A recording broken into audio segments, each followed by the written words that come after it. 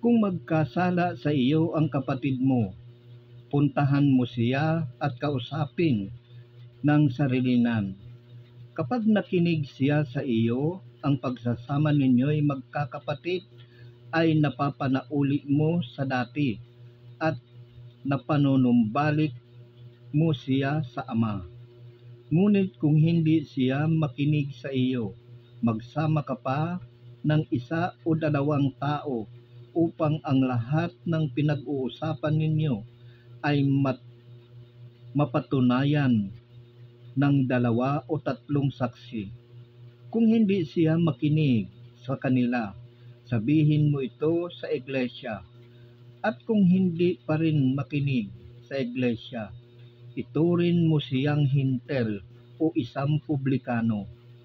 Sinasabi ko sa inyo, anumang ipagbawal ninyo sa lupa ay ipagbabawal sa langit, at anumang ipahintulot ninyo sa lupa ay ipahintulot sa langit.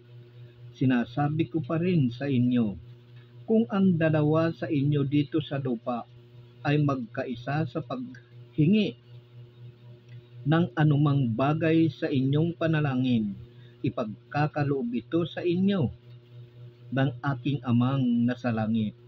Sapagkat